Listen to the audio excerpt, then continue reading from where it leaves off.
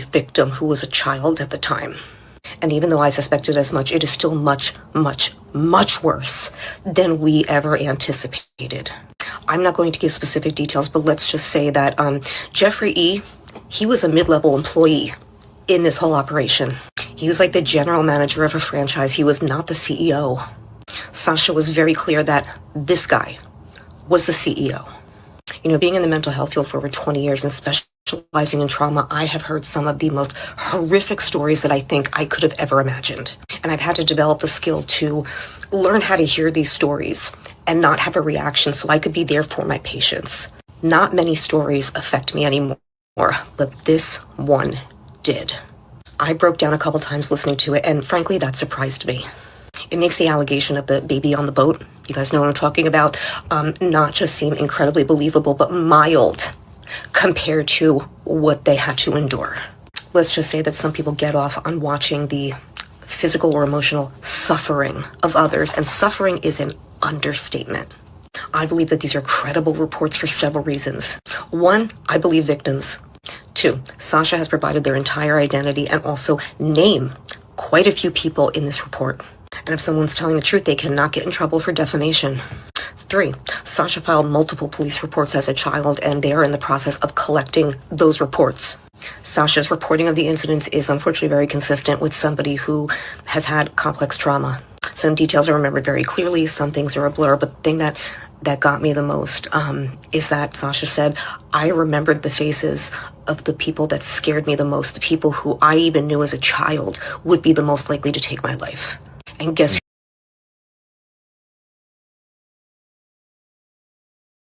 And just imagine the person that did this to you allegedly is now the president of the United States. who one of those people were. Now, these audio tapes were recorded even before the files were released, and many of the instances can be corroborated. But it now makes sense as to why Jeffrey E. in his email said that the Orange Man was the most evil person he's ever met. And I'm going to play the actual whole tapes. All right, so I did a show about the Sascha Riley tapes, and this is part 2. So I'm going to play that audio from that one, but before I do that, I'm going to play the new information that I got, and then later on I'll play the part 1, just in case the people watching didn't watch part 1. So drop your city in the chat, let me know where you at. We're going to get straight to it. Drop your city in the chat, let me know where you are at. We're going to get straight into it. Boys are hard to find. Something like that. That may not have been the exact. Okay, so boys are hard to find. That's the actual theme of this whole thing. And this is just part 2. Just listen. Drop your city in the chat. Let me know where you at. Girls are a dime a dozen. Boys are hard to find. Something like that. That may not have been the exact words, but it was something to that effect.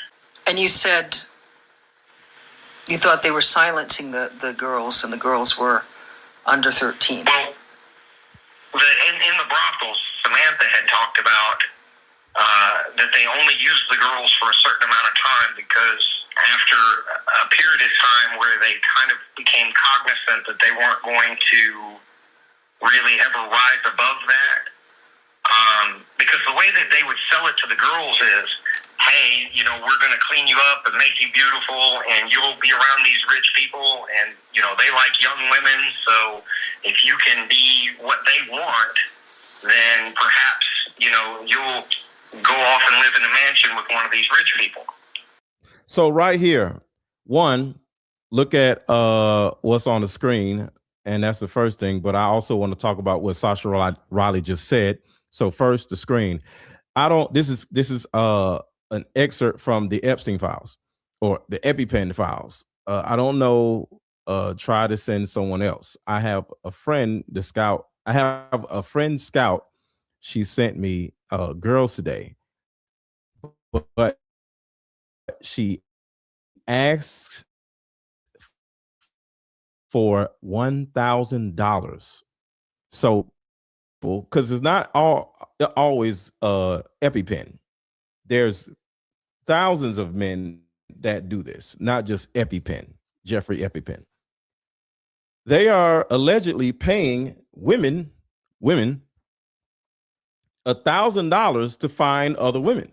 Well, to find young women. And that's absolutely crazy. And maybe men too, but I think the easiest person to find girls is a girl. But I don't know. But I just want to point that out. And the second thing is what Sascha Riley just said. He said the people would manipulate the girls into thinking that, hey, we're going to introduce you to some rich men. And if they like you, they'll just whisk you away and marry you and have you living in their, spacious estate. And you can live in their house and have no problems, even though, they're young and they just got them from some other country or whatever. And they're going through these heinous things. Well, they didn't lie. Because guess what?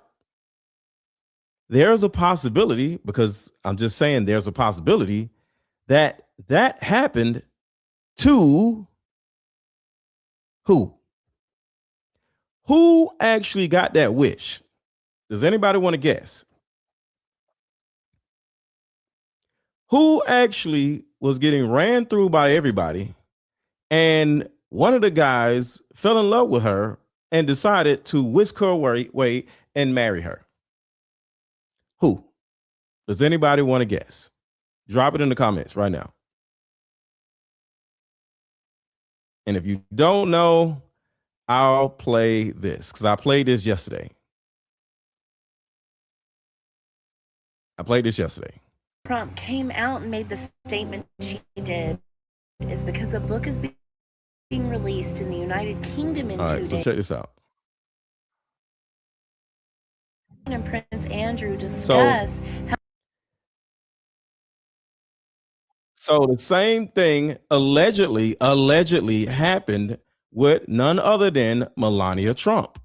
Listen to this. The reason Melania Trump came out and made the statement she did is because a book is being released in the United Kingdom in 2 days, where there's interviews and pieces from interviews where Epstein and Prince Andrew discuss how they were both fucking Melania before she was passed on to Donald, and how they were all shocked when he married a paid-for whore. So make that as you will, believe that as you will.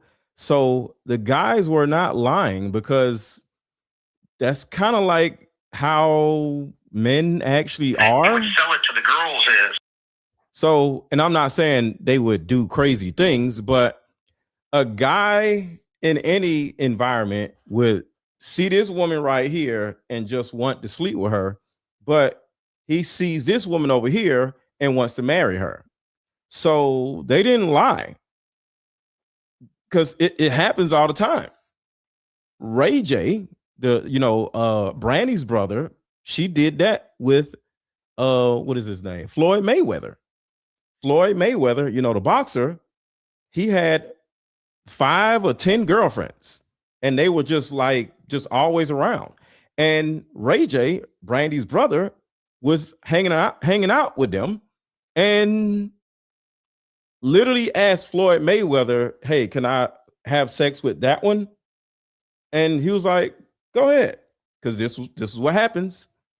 And he was like, "Go ahead." And Ray J started sleeping with this girl named Princess, and I guess he enjoyed the sex, he enjoyed her face, he enjoyed her voice, enjoyed her personality, and next thing you know, boom, he turned around and married her. And Floyd Mayweather was angry, because Floyd Mayweather was like, "Yo, what are you doing? What? Give me my girl back."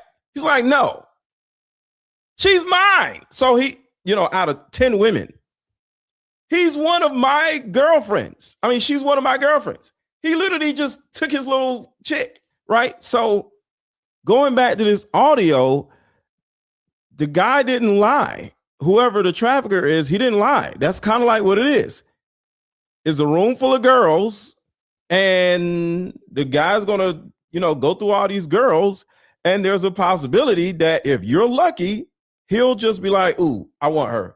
I don't want nobody else to have sex with her." Because all these women are just getting ran through by different people. So he'll just grab her like, "Yo, she's too pretty," or "I like this, I like that about her. I'm out of here." This happens all the time. All the time. So he didn't lie to her. Became cognizant that they weren't going to. All right, so hold on, because I think this is a part that I like to break certain things down, not to give you an understanding of the monster person, but to give you an understanding of the environment. Under 13. Well, in the brothels, Samantha had talked about that they only used the girls for a certain amount of time because after a period of time where they kind of became cognizant that they weren't going to really ever rise above that. Because the way that they would sell it to the girls is, hey, we're going to clean you up and make you beautiful, and you'll be around these rich people, and, they like young women, so if you can be what they want, then perhaps, you'll go off and live in a mansion with one of these rich people. But that facade or that lie or whatever only survives for so long because either they pick her or pick you or they don't.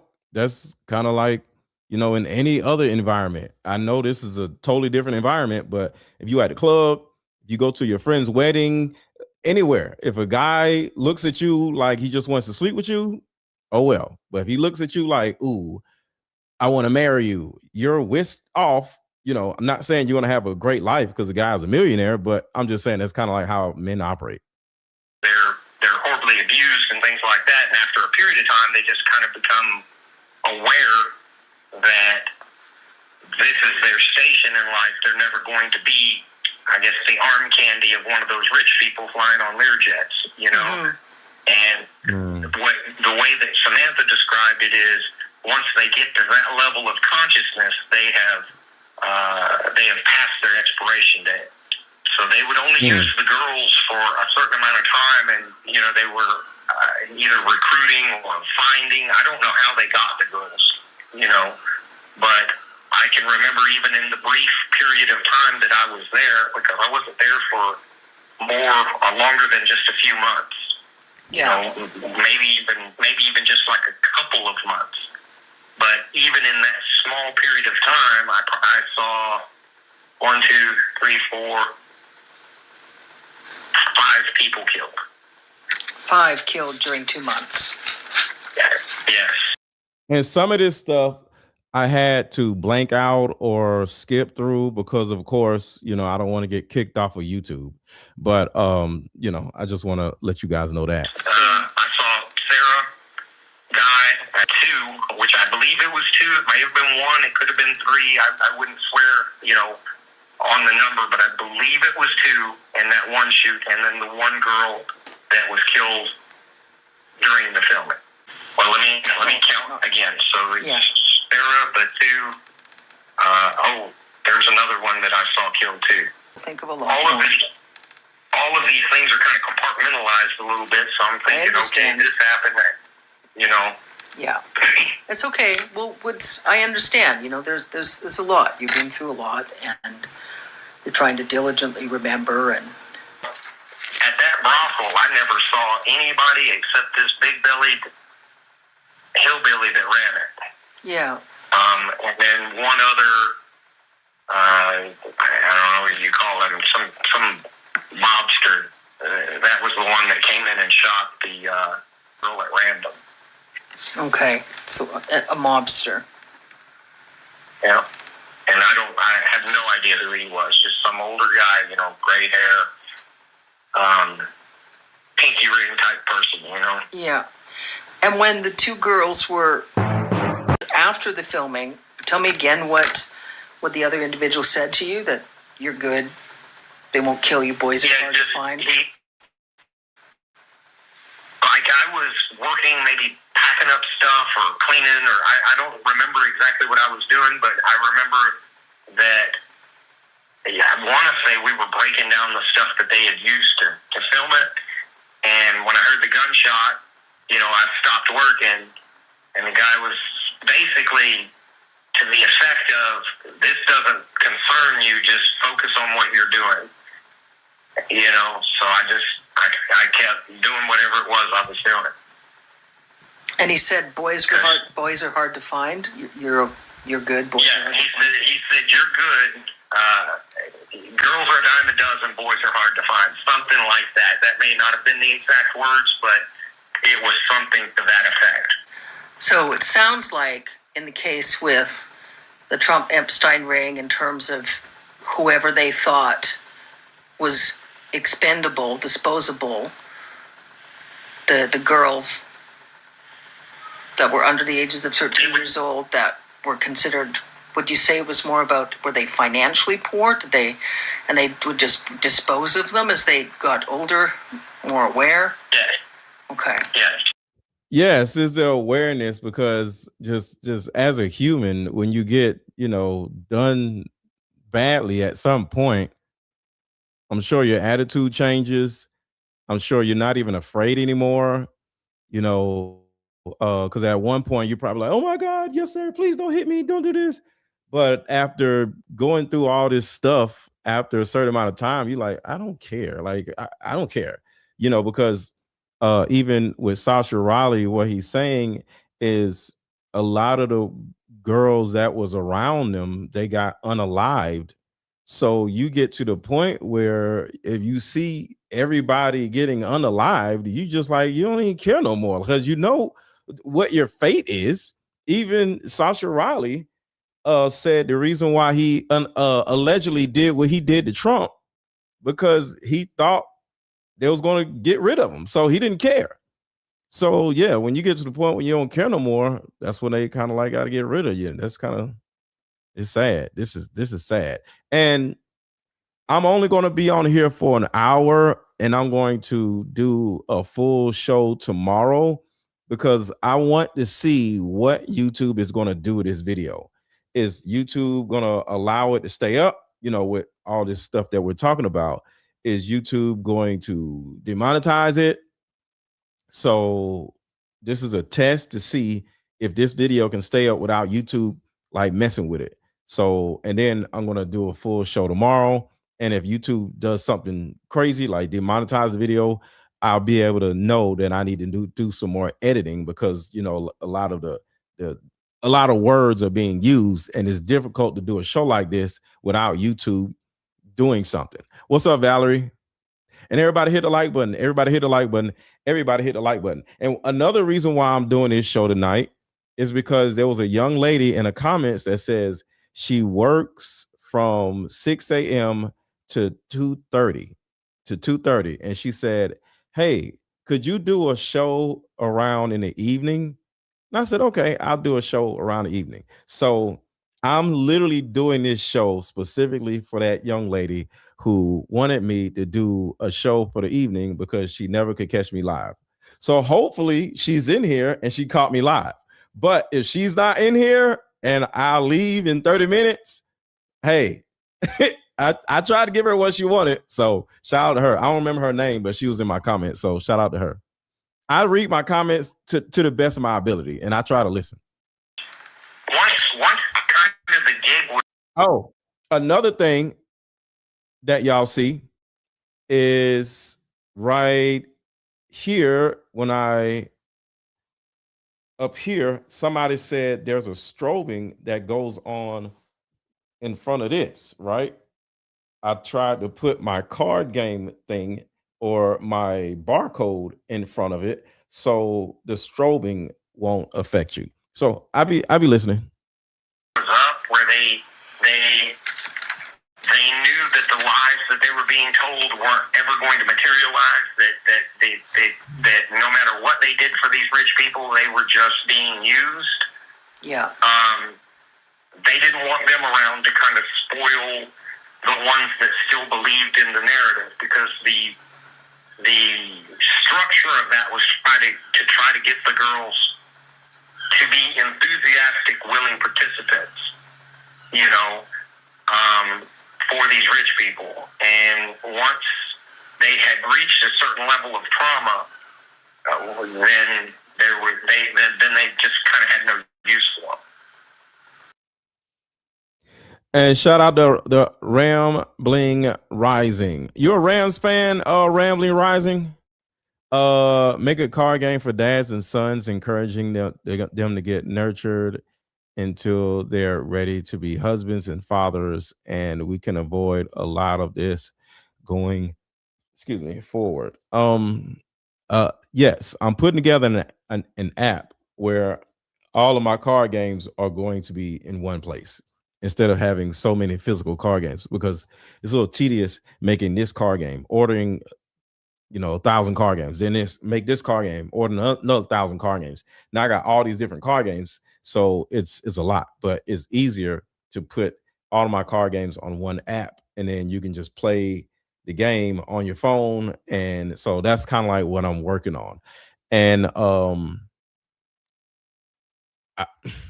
know a lot of people are like, you talk about women. Well, I have a card game that is meant to help women, so I talk about women. And for those who don't know, I coach women. I have been coaching women in particular for the last 7 years. So I'm biased towards helping women or giving women things that they need, because that's kind of like our job as men, to make sure women in our communities get what they need. And then the men get what they need, women and children first. So I'm a women and children first person. So I'm going to prioritize the conversations towards women before I have conversations with men. The majority of my watchers in my audience is women. So a lot of the things that I talk about, it's going to be the mothers. It's going to be the women, because I have a women-centric audience and platform. I've always done that. But I'm hard on women. I don't sit here and say, okay, ladies.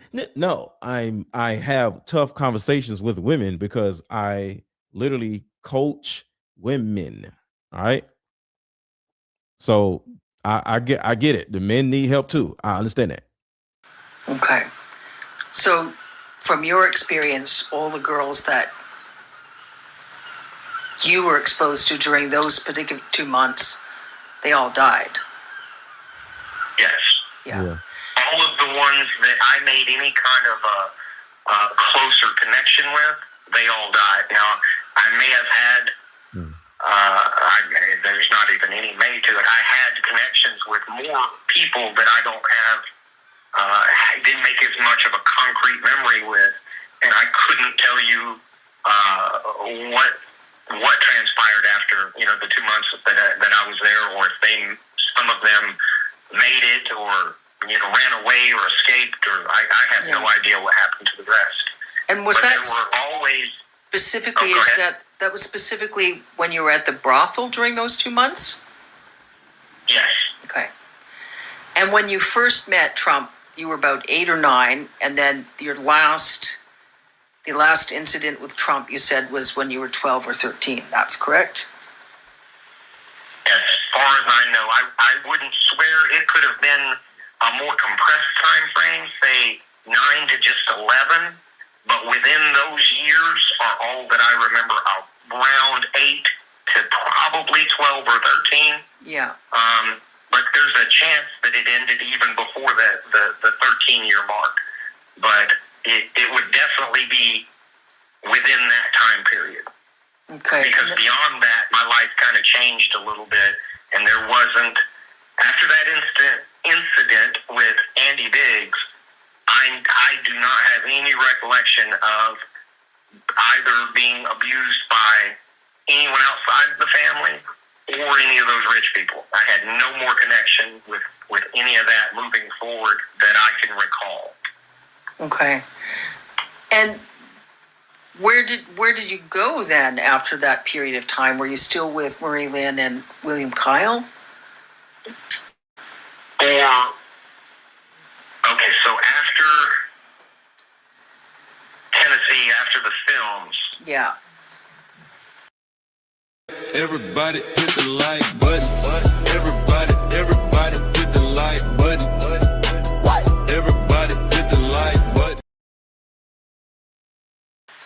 when we moved to Alabama, there was and I couldn't even tell you for how long, but there was a period of time where I was taken away from them, placed into some sort of foster care.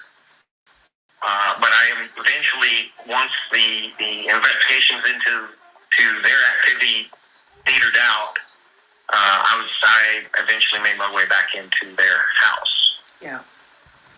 Mm. Okay. Is there anything else you think would be helpful for us to converse about during this recording? Not that I'm remembering at this time. You know. Yeah. Even some of this in my own mind, I can't tell you which thing happened before the other thing. I have it, you know, like some of it's chronological in my memory, but I can't tell you I am pretty sure we still lived in Tennessee when they sent me to the brothel. And that's where I met Samantha. That's where I met Patricia and Sarah. Sarah died at the brothel. I never saw, obviously, her again. Mm-hmm. But then. And there's another guy named George Tonks that I have to do more research on. He's somewhat like a Sascha Riley also. But I need to make sure his story is real. Not saying it's not, but I just like to do a little more research first. Have y'all heard of George Tonks? Tonks? Patricia, I saw it would have been months or a year later or whatever at that party. Yeah. Samantha was already dead at that point. So, and then Patricia died at that party. So Samantha was already I can just dead. Oh, go ahead. So Samantha was already dead. Sarah died, and then Samantha, and then Patricia. Yes. Okay. And I can because I could just remember when Patricia died, it kind of changed something inside of me, and in that, in my mind, I had just kind of lost my only friend, or my last remaining friend, and in my reasoning, there's no one left but me, meaning that the next person they're going to kill is me. I thought there was another. And, you know, like a lot of these girls that just come up missing, that's where they go, man. They're in that type of a situation until, you know, they take a backhoe and bury them out in some farm or some other place, you know. And it's sad to say that, but it's the truth. And I remember that Samantha went by. She's the only one that I ever heard a last name, and I believe she went by Samantha Jackson, and the police did run her name through there, at least they said they did, and it did not match a missing person for their database. So, I don't know if that was her real name, or it's just something she went by, but I do know that I can remember her talking to me about, just don't ever kill somebody for these people, because then they own you. Damn. And that was part of her problem, is that they had used her to kill somebody, and so she figured no matter what, she was screwed. Mm-hmm. Did Trump ever visit the brothel, or Trump was usually at the parties on the farms? Just at the parties. I couldn't tell you who all went in there. Yeah. I can just remember Lynn dropping me off of there and just telling me how horrible it was going to be the whole trip. And, you know, I stayed there for however long, and then she came to pick me up. She got some money, but it wasn't very much, and she got angry. And whoever was running it just kind of laughed in her face because, you know, they said, "What are you going to do, take us to small claims court," you know? Yeah. Damn. I'm just going to pause recording here right now. Okay, so I'm going to do the full show tomorrow. Like I said, I wanted to play this put it out here and see what YouTube does with it, because I don't want to spend 2-3 hours on this and then YouTube takes the video down, or YouTube demonetizes it or something like that, because a lot of the things that are being said are really, difficult to hear. Not difficult to hear, like difficult to feel, actually. So I don't know what's going to happen with a lot of this stuff. So I'm going to play a little bit of the part 1, but I have so much to talk about. So I'm just going to play this stuff, and then we're going to come back tomorrow and I'm going to play everything, and we're going to discuss this in a larger way tomorrow, because I just don't want to turn around and spend 2 hours and they turn around and take the video down, because a lot of these things that are being talked about are hard to hear. Your testimony, getting your testimony of what you Okay. experienced, what abuse you suffered, and what you were witness to. And I am for whatever puts a light on this, because in my mind, the powers that be are already aware of my position on it and aware that I have spoken up. And, Yeah. the more light that is shed on there, I don't think that I'm incurring more risk, except for some maybe lunatic that wants to be a soldier for Donald Trump, because they are a little crazy. They're a little brainwashed. But Yeah. yeah, I don't mind whatever would bring a little bit more light to this, particularly the stuff, if we can get some of this stuff verified, and I know that me speaking up is one thing, but then the verification process, Yeah. Is important too. And I have read about software where, facial recognition software that taps into the banks of known cataloged child pornography. So if the films that they had me make can be verified, it's not something that I can go online, but I am confident that it's there, because somebody that I served with in the Army in my chain of command talked to me, and they said, hey, some of these images, some of the films or whatever that he had looked Looked just like like him. you. And that was the first time I think I had ever talked to anybody about having done those films. And I told them, yes, when I was a child, I had to do those things. Yeah. So So Flowering Sweet Pea says, can you highlight tomorrow the characters in this narrative? Yes. So I have so much. So yeah, I'm gonna do everything, because I'm aware that a lot of people don't necessarily know exactly who is what and all this other stuff, who these characters are. You only know about Sascha Riley and Donald Trump. So yeah, I'm gonna do an extensive deep dive, in all of this tomorrow, because like I said, I just want to make sure the certain things that are being talked about, YouTube is okay with. let's talk a little bit more about that circumstance. So you were in Okay. the Army. What years were you in the Army then? This would have been my second time in the Army. I rejoined in 2002, Yeah. and I retired in 2016. I was in from 91 to 98 as well, so I did a little over 21 years. But All right, so hold on, let me get into what he says about Trump.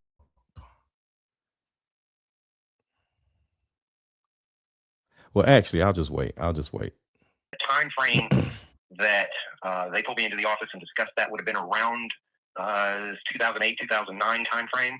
It was in garrison, so it was between deployments. Yeah. So around that And we haven't even really gotten into the crazy stuff yet. time is when they talked to me. And yeah, I can just remember telling them that I knew it was out there. There was nothing I could do about it, and thinking that there was really no way to go about, anything at that point. I didn't know what I could do about it, if anything. Yeah. So it was from when our emails, the Hey, Love and was one of the Compassion. fellow soldiers that was caught with a bunch Thank of, you. and then your commanding officer pulled you into the office to go through and said they'd I seen you in the didn't- films. I did not look at any of the films. All they Yeah. said was, hey, we had to look at some of this stuff, and one of those people looks just like you. And that's the first time that I had, I think, ever really spoken about it. And I said, yes, those are probably me. But I did not personally see them. But they described something that I knew that I had been a part of. Yeah. Can you Because talk about that a little bit? Here's what it more? was. Yeah. They pulled me in, I can remember First Sergeant Bayless was kind of red-faced, and he said, have you ever made a movie with a black girl? and that obviously was. I mean, I'm not a movie star, so obviously that's a very odd question, and I knew exactly what he was talking about when he said that. Mm-hmm. So I said yes. So he said, okay, well, we have found some images that are of a sexually explicit nature on another soldier's computer, I think. And they look like you. And I said, well, they are me. I think. What's up, JoJo? From that was part of their investigation to Appreciate you. confirm that the images of the participants in these films were Mm-hmm. So, that was just Underage. a secondary verification that, I was only 12 or 13 at the time, maybe even 11. So, I mean, obviously I'm not an adult. And even when I was an adult at 18 or 19, I still looked young. So obviously at 11, 12, whatever I was, I would not have looked like a mature, an adult, Mm-hmm. I can't even recall the soldier's name that got caught with it. I just knew he was And how did he get it? And why would he look at it long enough to be able to recognize somebody's face? One, you're looking at it. And two, you're looking at it long enough to pay attention to the faces? an NCO, a staff sergeant. And did anyone else ever talk to you about the films again? Did they ever talk? Did they ever infer that No. there was any further investigation in terms to when the films were produced? Did they ask you anything about who is involved, or did they? No. No. They didn't go into any legality other than the prosecution of the soldier with the images. So in the military is a little bit different than civilian. I don't want to call it court system because it's just the officers and NCOs in the military, but they have their sphere of influence. They have their little scope of operation, and if they uncover more, I think that they're required to give it to the civilian authorities, but they don't have any jurisdiction to go further than to just prosecute the soldier for the infraction that he is guilty of. If that makes sense, the way I'm saying it. No, I understand. Do they have any duty or is there any legality, or do they have legal requirements to inform civilian prosecutors of such cases? Yes. Okay. If they suspect or if there's additional wrongdoing that is outside of their scope of being able to prosecute, and in this case to hold the individual soldier accountable for having this material that he's not supposed to have, they prosecute that portion of it. If it is beyond what they can prosecute, then they refer the soldier to civilian court systems. But in this case, the military did handle the prosecution of the soldier, and I think all he got was like 30 days and reduction in rank to E1. They kicked him out of the Army and gave him a. All right, so let's fast forward a little bit. But I'm not sure because you get commanding officers come and go. The first sergeants, they generated an investigation. Yeah. There were enough things that happened in Texas that crossed the bridge over to running drugs. Yeah. Because in his mind, if he got caught with some people, he could just play dumb, and I was just All right, so I'm gonna go past. I'm gonna get back. I'm gonna get to where they're on a farm. So it was kind of a game for them because I was just a child, so you would think that you could just do whatever you wanted. But if they got anywhere near me, I would hit them. And by the time that Jim Jordan assaulted me, I was old enough that those adults, most of them not being athletic in any way, these are people that they're not fighters by any stretch. Mm-hmm. They couldn't get anywhere near me. And Jim Jordan.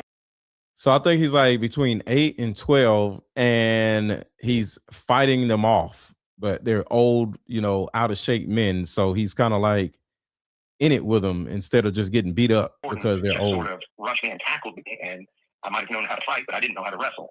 So he assaulted me in front of a crowd, and I think that it was filmed, but I can't swear that it was filmed, but it was in front of those 25 or 50 people. And how old were you? That's why I remembered. I was around 12. 12. When that happened. And of those 25, 50 people, that, go ahead.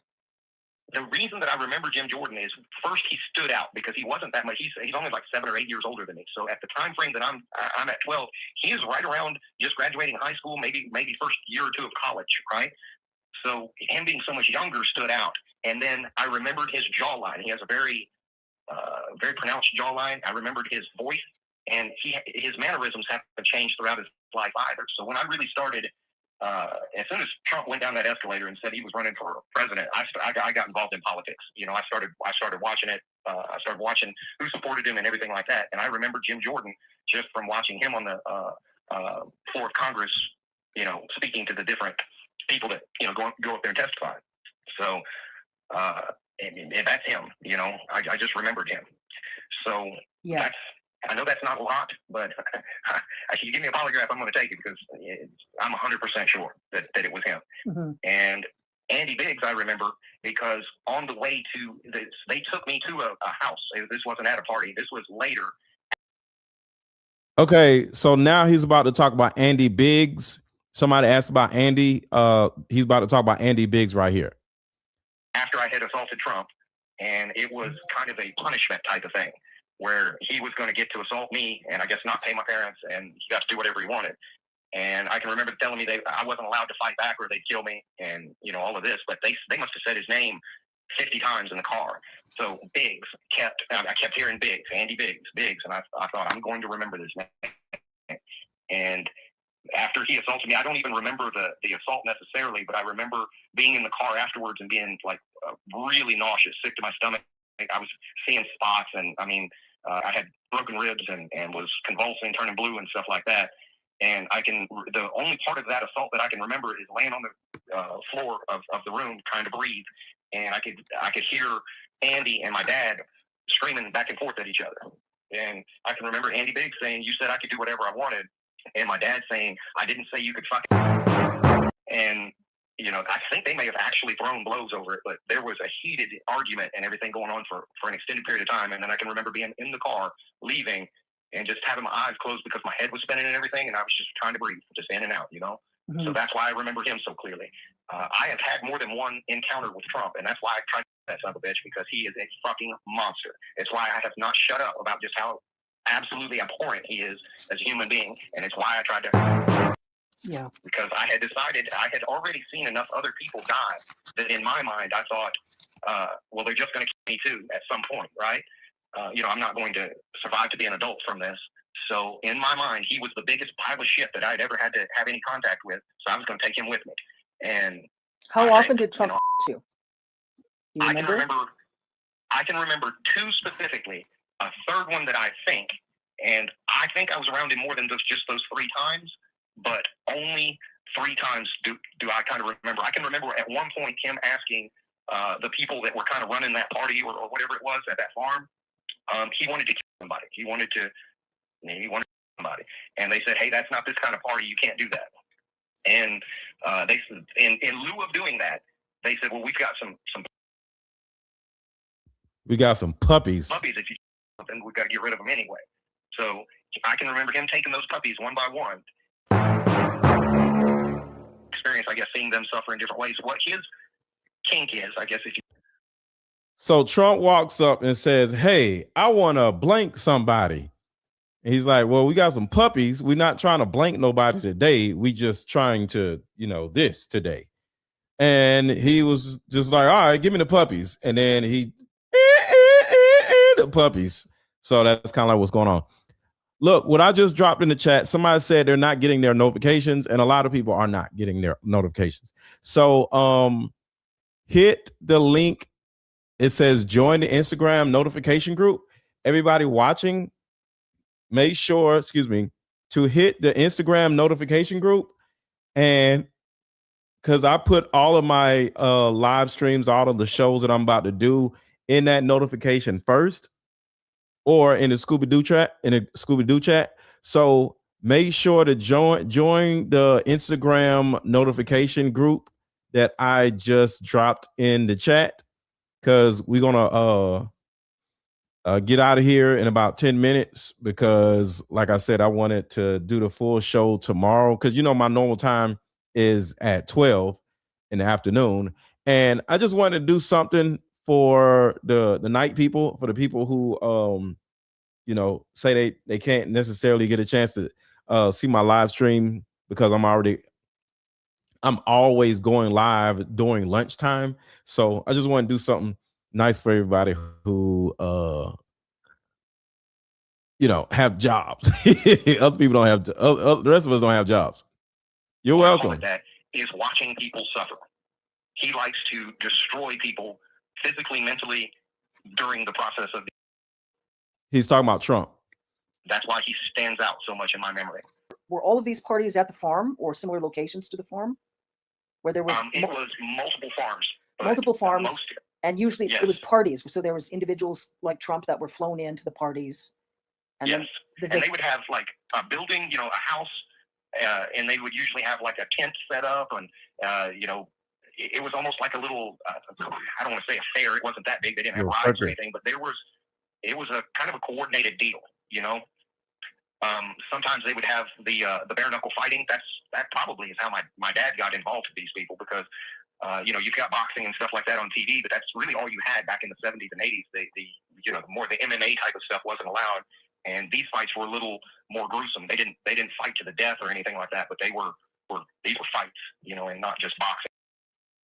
And Save the Children, thank you so much for the Cash App. I appreciate you today. Thank you for sharing the truth. Thank you. I appreciate you. Thank you. And so the rich people would pay to see that. Sometimes they'd have like a band playing, you know, just like what you would expect at like a fair or something, you know. So the rich folks would get flown in, associated with Epstein, and they would pay to watch the victims fight.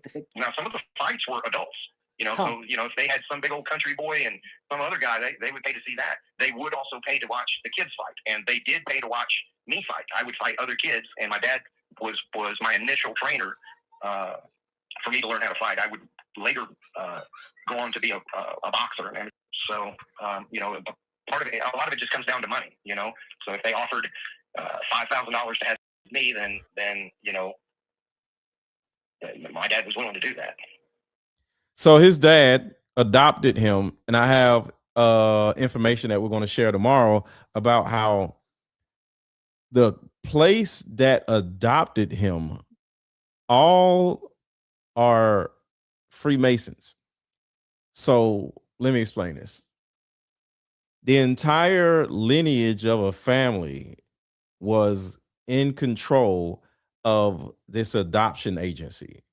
Like the father was this, the daughter-in-law was the person that does this, and on his adoption paperwork, is multiple people signing off on his adoption paperwork with the same last name. So the entire family, we're going to talk about this tomorrow, was literally working at the adoption agency. And it's crazy. The things I'm going to share with y'all tomorrow is absolutely crazy. So make sure to subscribe to my channel if you haven't, and click the notification link that is in the chat, because a lot of y'all are saying y'all are not getting notified. And yeah, I got a doozy for y'all tomorrow. It's going to be absolutely crazy. This just in, a new way of healing is sweeping the country, and it's a card game called Like Mother, Like Daughter. This game is powerful. My favorite question was, if you could parent me all over again, what would you change? This card game has a mother deck and a daughter deck, so we both have questions for each other. These are some good questions. Do you think I'm a people pleaser? If so, where did I get this trait from? This card game actually helped my marriage, and the questions showed me that I still had unresolved issues with my mom, and I was taking them out on my husband. If you don't do anything else, buy this card game. You won't regret it. Click the link below. Like mother, like daughter, we are the same. You'll see when we play this game. All right, so I'm gonna go ahead and end now because I got so much stuff to talk about. So anything I start playing is going to take another hour. So I'm going to play the rest of the tapes because there's more Sascha Raleigh tapes that have yet to be played. So I got so much more. And so I'll talk to y'all tomorrow at noon. So I'm letting y'all know right now, I'm going live tomorrow at 12 o'clock in the afternoon. So I don't want to hear nobody saying, hey, I didn't know. Hey, I missed you. Because all y'all be saying, you missed me. Going live. I'm going live tomorrow at noon. So see y'all tomorrow, and make sure to unsubscribe and subscribe so you can hit the notification bell, because YouTube sometimes be unsubscribing people. So we love you too. So, well, I love you too. So Nick, so make sure you are subscribed because YouTube be doing all kinds of crazy stuff. So I'll talk to y'all tomorrow. And yeah, we're gonna be in here tomorrow, 2 hours at least, because we got so much to talk about. Talk to y'all tomorrow.